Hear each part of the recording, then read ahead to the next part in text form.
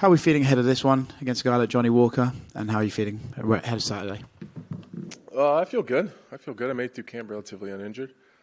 Normal bumps and bruises, I think, like everyone has, but nothing serious. Yeah, overall, I feel good.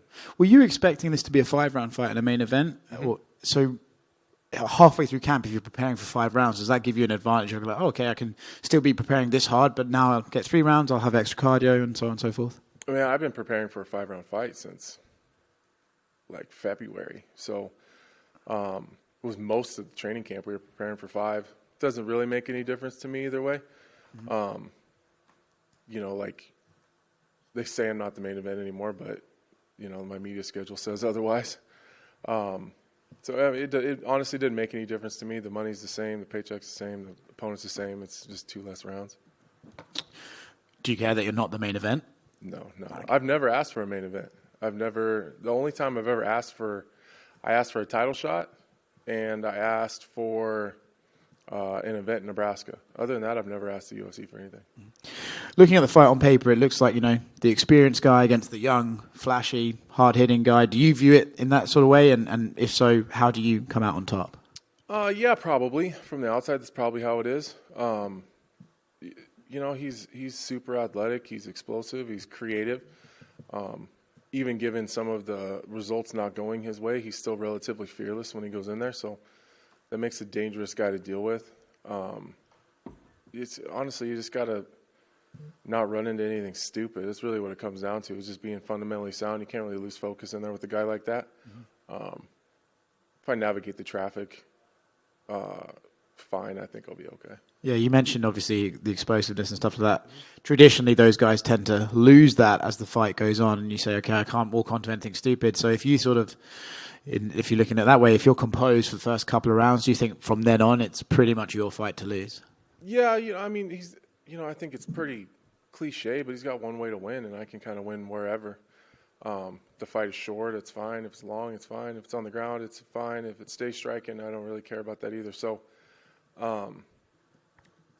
Johnny's he's a unique athlete as far as just his physicality and the things he's able to do at his size. The fact that he makes 205, I think, says a lot about his work ethic. Because that dude's absolutely huge. So I think that you got to be able to put the work in to do that. So I'm sure some of his longevity issues that come fight time comes more down to his management of his energy, not maybe so much about his capability. I think if he managed his output, he'd probably be able to fight 5 if he had to. But he's one of those guys. You let him. If you give him enough rope, he'll hang himself. Yeah. He'll walk onto something. He'll run into something. He's one of those guys. If you just let him drive himself, he'll run into something.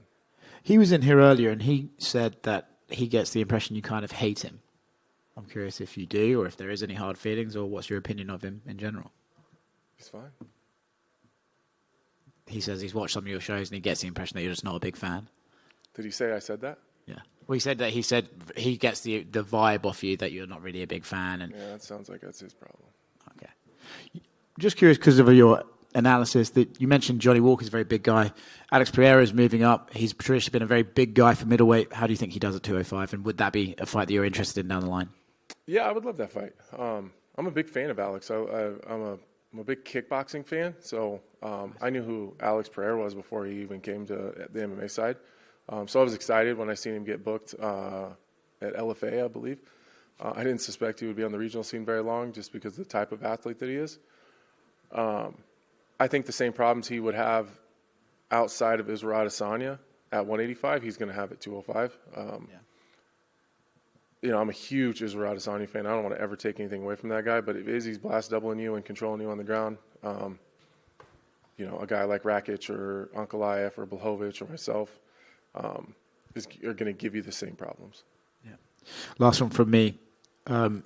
This division, top of it, as always, it's always a little bit weird and muddy sometimes. You've got an interim champion, real champion's coming back, date we don't know.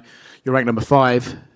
Where does a win put you in? Do you just get to say, like, hey, I'll win this, I'll be a backup again, and then I'll get the title shot? Or do you just sort of have to take it slow and see where the cards lie? I think a couple months ago, the answer to that question was different. A lot of it depends on Yuri and what he has going on. It's just, maybe sometimes I'm too much of a traditionalist. He gets it, you know. Like in my opinion, he should get the title shot as soon as he's ready for it, and the rest of us kind of sit down and shut up. So that it depends a little bit on that, because I know that Jamal Hill wants that fight really bad, and I don't blame him. It's a great matchup for Jamal, and that's a big fight for him, and so he deserves that. And now with Alex Pereira coming in the division, I think that the UFC is like the only place where your reward for getting a win over someone like Johnny Walker is a tougher, harder fight. So I think that Alex Pereira is probably the reward for the winner. Yeah, makes sense.